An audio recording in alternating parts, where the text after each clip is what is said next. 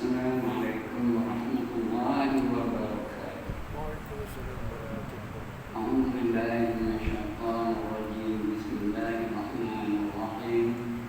Ila hadratil nabi Muhammadin al-Mustafa Rasulillah sallallahu alaihi wasallam wa ila alihi wa sahbihi ajma'in wa ila hadrati jami'il awliya wal mursalin alaihim wassalatu wassalam وإلى حضرات جميع الأولياء والصالحين وجميع المؤمنين والمؤمنات والمسلمين والمسلمات الأحياء منهم والأموات وإلى حضرات آبائنا وأمهاتنا وأجدادنا وجداتنا وعشيرتنا ومعلمينا ومن لهم حقوق علينا شكر الله لهم الفاتحة. أعوذ بالله من الشيطان الرجيم. بسم الله الرحمن الرحيم. الحمد لله رب العالمين الرحمن الرحيم مالك يوم الدين إياك نعبد وإياك نستعين اهدنا الصراط المستقيم صراط الذين أنعمت عليهم غير المغضوب عليهم ولا الضالين.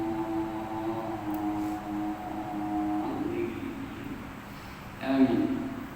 الحمد لله الذي هدانا لهذا وما كنا لنهتدي لولا أن هدانا الله والصلاة والسلام على أشرف الأنبياء والمرسلين وعلى آله وصحبه أجمعين.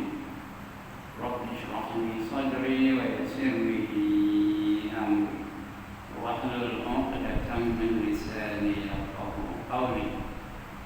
سبحانك لا علم لنا إلا ما علمتنا إنك أنت العليم الحكيم ولا حول ولا قوة إلا بالله العلي العظيم. أما بعد. Yang dimuliakan Tuan Pengurusi dan ahli-ahli jawatan kuasa masjid, yang berbahagia tuan-tuan imam, tuan-tuan bilal, tuan-tuan guru, para pemimpin tempatan, para alim ulama tempatan, tuan-tuan hadirin hadirat muslimin muslimat yang dirahmati Allah sekalian. Alhamdulillah, setinggi-tinggi kesyukuran kita panjatkan kehadirat Allah Subhanahu wa taala. Kerana malam ini dengan izinnya dan limpah kurnianya dan kasih sayangnya diberinya kita kesempatan berada di dalam masjid yang mulia ini. Bersama-sama kita meluangkan masa yang Allah anugerahkan antara maghrib dan isya dengan kita hadir dalam majlis ingat memperingati antara satu sama lain, iaitu majlis ilmu yang disifatkan oleh baginda Rasulullah SAW sebagai taman-taman syurga di dunia. Mudah-mudahan kita akan dibekalkan Allah dengan syurga yang sebenarnya di akhirat nanti, yang mana terdapat di dalamnya sesuatu yang tak pernah dilihat oleh mata, yang tak pernah didengar oleh telinga, yang tak pernah terlintas di hati kita. Tindakan syurga syaratnya hanya ada dua. Pertama beriman, kedua beramal soleh. Ini janji Allah. Allah kabul dalam banyak tempat dalam Al-Quran ya. Apa kata Allah? Wa basyiril ladzina amanu wa 'amilus shalihat anna lahum jannatin tajri min tahtiha al-anhar. Berilah berita gembira kepada mereka-mereka yang beriman dan beramal soleh, bahawa bagi mereka itu syurga yang mengalir di bawahnya beberapa sungai. Surah Al-Baqarah ayat 19. Dalam ayat lain Allah berfirman, walladzina amanu wa 'amilus shalihat ulaika ashabul jannah hum fiha khalidun. surah Al-Baqarah ayat 82. Dan mereka-mereka yang beriman dan beramal saleh, mereka itulah yang menjadi penghuni-penghuni syurga, kekal mereka di dalamnya selama-lamanya. Begitu juga dalam ayat lain Allah berfirman, innal ladzina amanu wa 'amilus shalihat kanat lahum jannatul firdausi nuzula. Semuanya orang yang beriman dan beramal saleh, bagi mereka itu syurga yang bernama Firdaus yang didatangkan padanya. Itu dia syarat nak masuk syurga, dua je, beriman dan beramal saleh. Menyebutnya senang, tapi nak mengamalkan bukan senang. Beriman itu mestinya kita percaya kepada rukun iman yang 6 itu 100%. Tolak 0,0001% tak diterima iman. Mesti penuh 100%. Ya, beriman betul-betul. Beriman dengan rukun iman yang 6 itu, pertama beriman dengan Allah dan sifat-sifat kesempurnaan Allah. Kedua, beriman dengan Rasul dan sifat-sifat kesempurnaan Rasul. Ketiga, beriman dengan malaikat dan peranan malaikat terhadap alam ini. Yang keempat, beriman dengan kitab-kitab Allah yang 114 buah semuanya. Yang kelima, beriman dengan hari kiamat, bahawa kita ini akan hidup dalam satu alam yang lain selepas alam ini, yang namanya hari kiamat. Dan yang keenam, beriman dengan qadar dan qada. Qadar artinya ketentuan Allah Ta'ala bagi kita. Qada atau apabila ketentuan itu dilaksanakan dalam hidup kita, itu namanya qada. Itu beriman. Yang kedua, beramal saleh. Beramal saleh artinya apa saja kita buat mesti ikut cara Islam. Whatever you do must be in accordance with the teachings of Islam. Whatever, daripada sekecil-kecil perbuatan sampai sebesar-besar perkara mesti ikut cara Islam. Itu namanya amal soleh. Ya, semayang ikut Islam, puasa ikut Islam, pakaian ikut Islam, berkenaan ikut Islam, akhlak ikut Islam, nikah kahwin ikut Islam, kemasyarakatan ikut Islam, perniagaan ikut Islam, berjuang ikut Islam, apa saja mesti ikut cara Islam. Kata Tuhan tak terima. Ya, Allah dah kata dalam Quran, wa man yabtaghi ghairal Islam dinan falan yuqbala minhu wa huwa fil akhirati minal khasirin. Barang siapa mencari satu cara hidup lain daripada cara hidup Islam, maka sekali-kali tidak diterima Allah darinya, dan orang itu tergolong dalam golongan orang-orang yang rugi. Islam rugi. Itu kena faham ya. Lebih-lebih lagi tajuk kita malam ni tentang iman ya. Masih lagi kita bicara tentang iman. Iman ni satu perkara yang penting, yang patut, yang mesti kita miliki. Dan iman pula mesti iman yang diterima Allah Ta'ala. Kerana iman itu percaya. Percaya ada benda percaya yang betul, ada percaya yang salah. Kita nak percaya yang betul. Iman itu betul. Jadi dengan akidah, akidah kita mesti akidah yang betul, yang diterima Allah Taala, sehingga Allah iktiraf kita sebagai orang-orang yang beriman dan menjadi hamba-hamba-Nya. Nak macam itu. Ya. Kemudian kita dah bicara dulu beberapa bulan yang dulu tentang orang-orang yang rosak iman. Asalnya rajin beribadah, akhirnya mati kafir.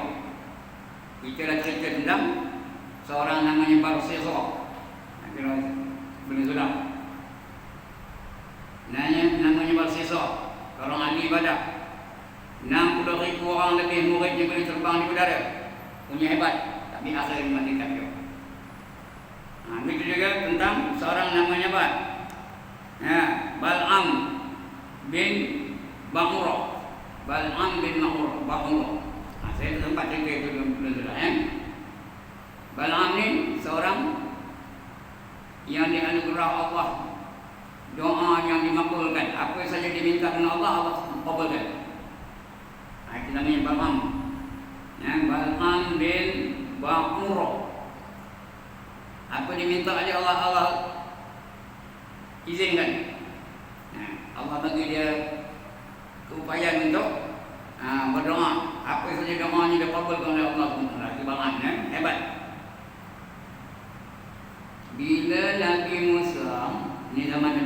ni. Bila Nabi Musa, saya tak sempat nak cerita itu benar-benar. Ini cerita begini. Mula dengan cerita itu begini. Malam ya. Ya, Nabi Musa dengan kaumnya berjaya keluar dari Mesir dan terus nak menetap di satu tempat namanya Palestin. Ya. Kerana dia keturunan Bani Israel.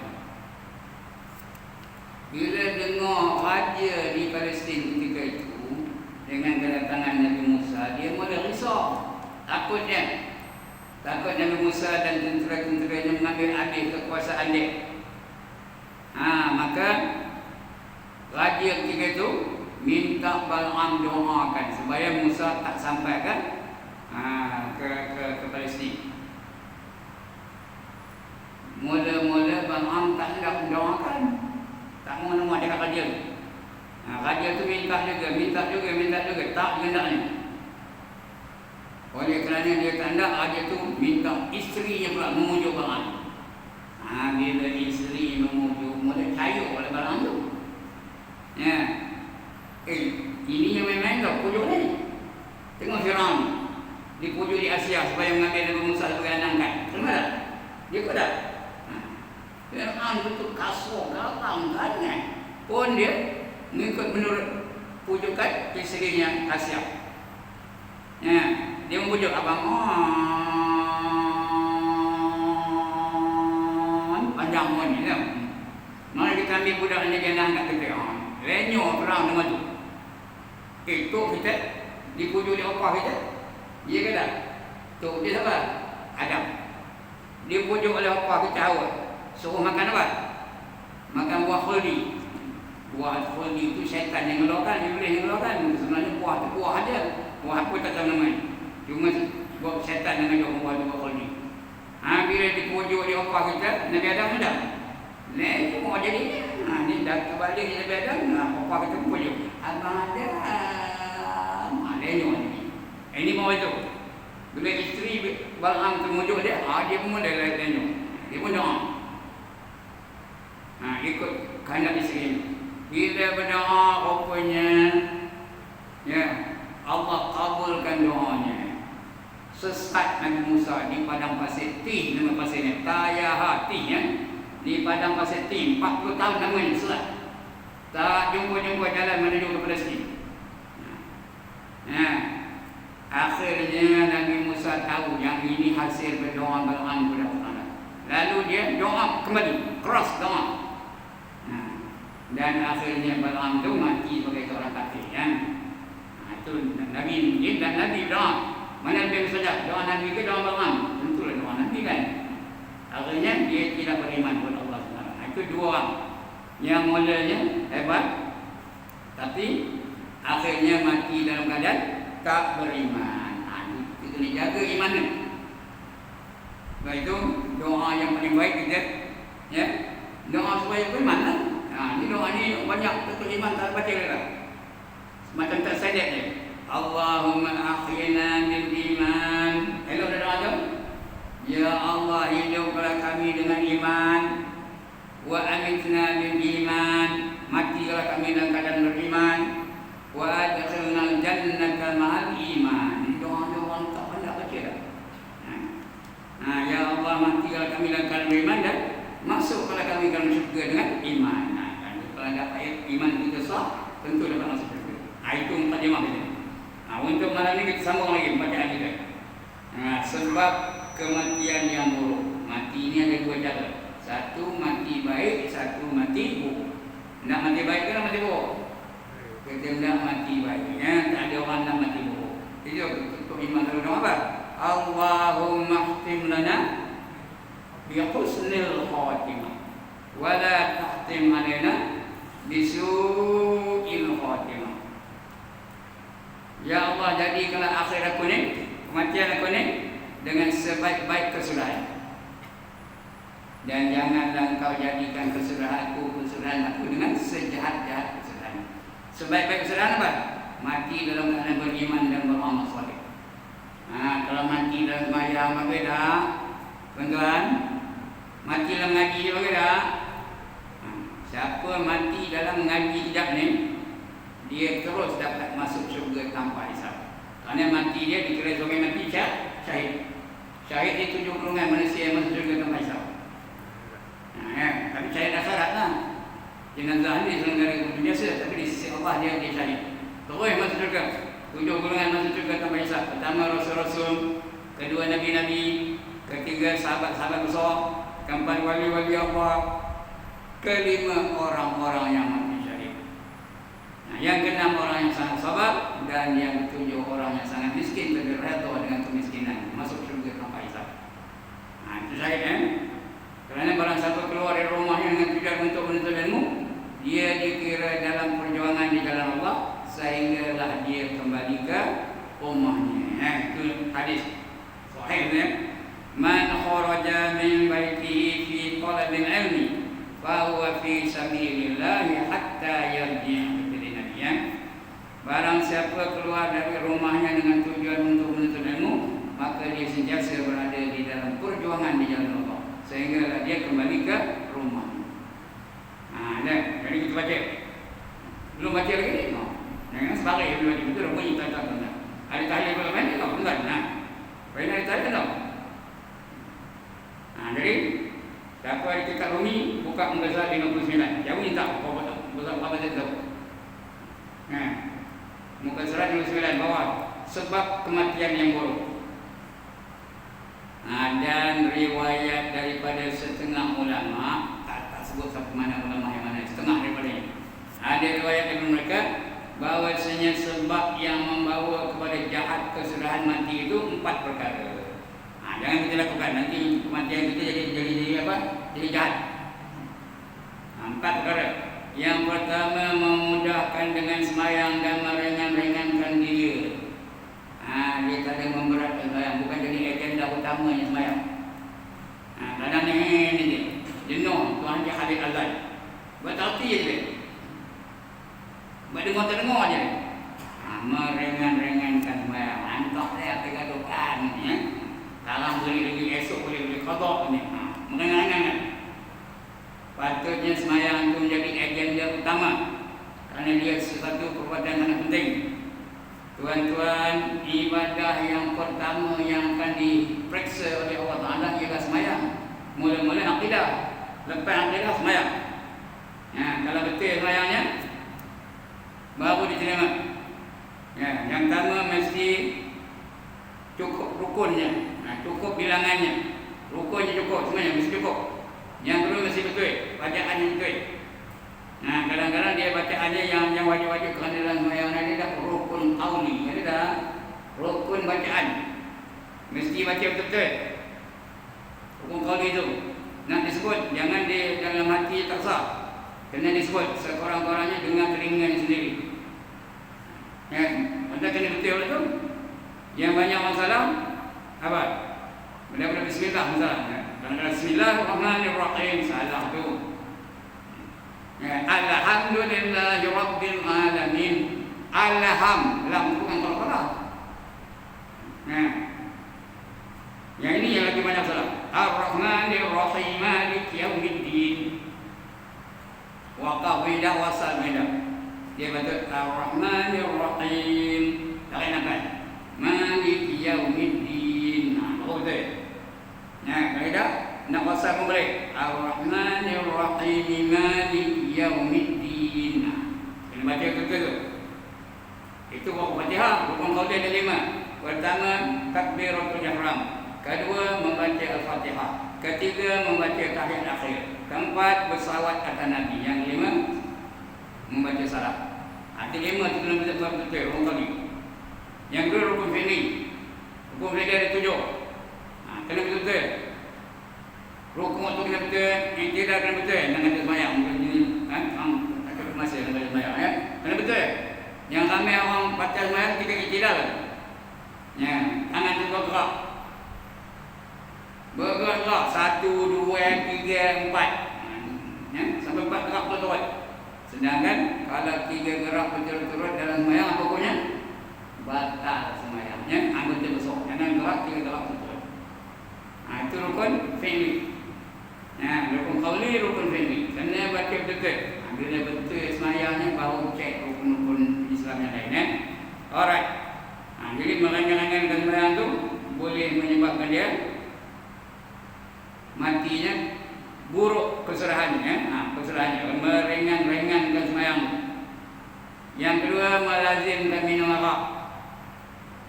Dia minum teh tak siur, minum kopi tak hendak, minum apa pun minuman biasa ringan tak hendak, minum oren tak hendak, dia mesti minum whisky, mesti minum brandy, mesti minum VSOP, mesti minum bulldog, mesti minum Guinness Stout. Ada orang begitu, saya Coca-Cola tak ada no standard ni. Ada, dia mesti minta apa? Yang minuman keras. Jadi besok siapa minum arak dalam dunia ni matinya susah. Dia teruk mati dalam keadaan dia. Jangan biasa lazim minum arak, takut mati tengah minum arak. Tapi ada orang kata seorang dulu, seorang anak besar lah, ada orang kata dia itu mati minum arak. Tapi rupanya dia bukan minum arak, dia minum TO. Dia minum TO. Rupa macam arak dah jauh. Orang ingat dia minum arak. Sebab dia sebelum ni terkenal dengan keadaan dia suka minum arak. Rupanya dia dah taubat dah.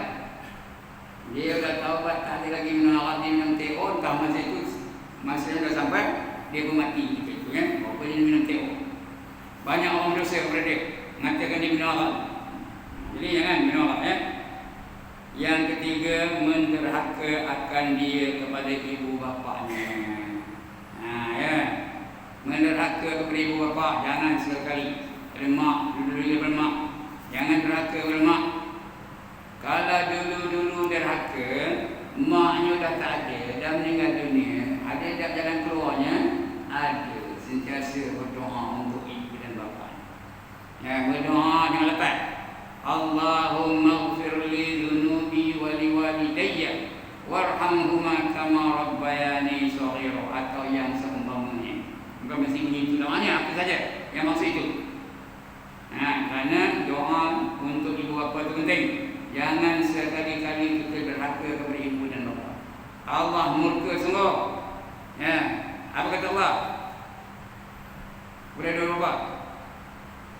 Imma yablughanna 'indaka al-kibara ahaduhuma aw kilahuma fala taqul lahumā uff wa la tanharhuma faqul lahumā qawlan karīmā. Kata Allah dalam surah Al-Kahfi.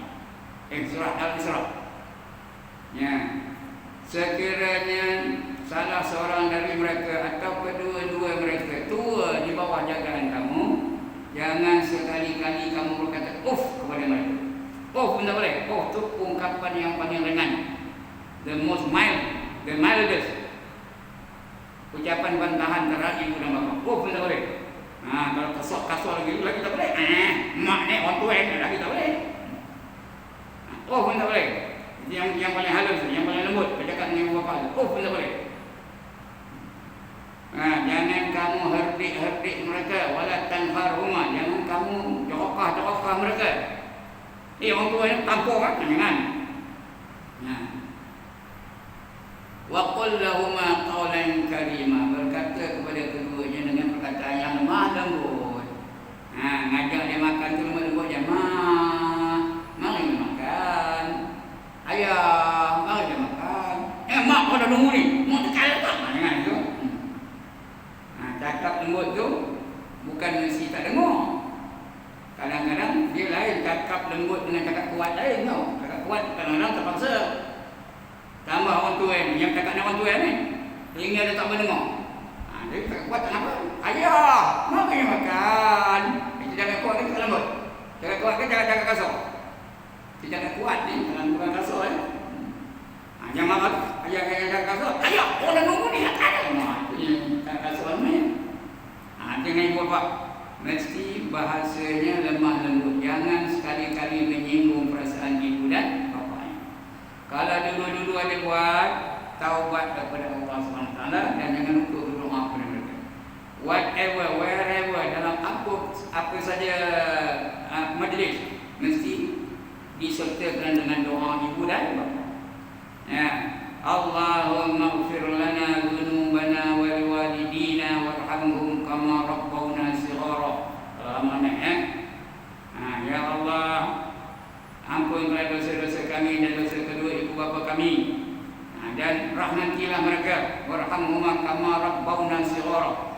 Seperti mana mereka diberi kasih sayang daripada kecil sampai ke dewasa. Jangan lupa doa untuk ibu dan bapa. Kerana redha Allah itu bergantung dengan redha ibu dan bapanya. Kalau mak tak redha, Allah tak redha, terus dia akan masuk dalam neraka. Tak dapat masuk syurga. Walaupun dia sembahyang sampai lesuk-lesuk dahi, walaupun dia nafkahkan satu dunia ni, tak diterima Tuhan.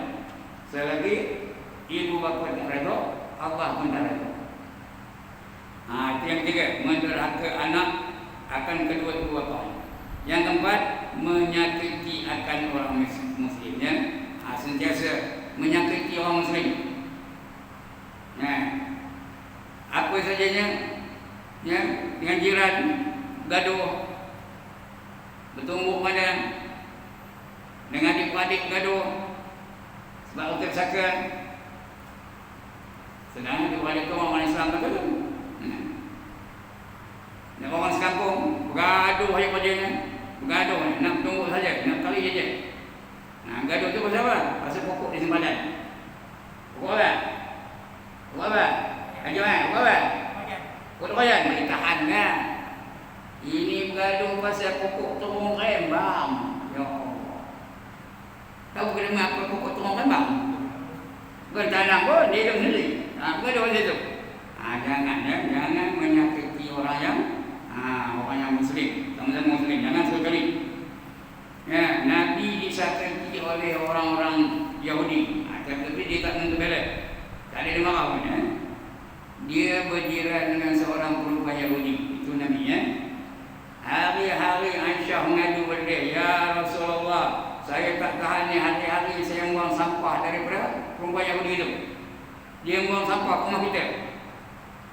Sampah-sampahnya, daun-daun kayu, pakaian-pakaian buruk, semua campak yang daripada di kawasan kita. Saya hari buang. Apa yang Nabi? Sabarlah kamu wahai Aisyah. So sabar.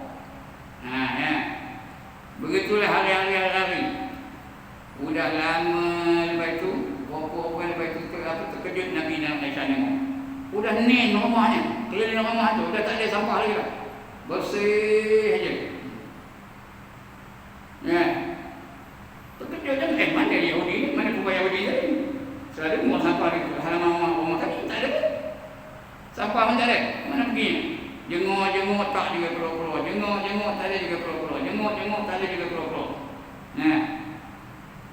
Sudahnya dapat berita bahawa perempuan Yahudi itu sedang sakit.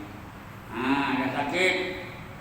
Bila sakit, kalau saya buat begitu, bila sakit dah pergi ke rumahnya, tingkat mukanya, padan muka kamu. Kalau saya lah, itu saya tak tahu ya. Tuan-tuan baik kata, kalau saya ni lain tau. Don't do what I tell you to do tau. Don't do what I do. Just do what I tell you to do. Ini bukan nasihat suruh buat ni. Contohnya kalau saya begitu. Tapi Rasul tak ada begitunya. Dia pergi jumpa dengan perempuan Yahudi itu, di doanya, ya Allah, segeralah sembuhkan perempuan ini.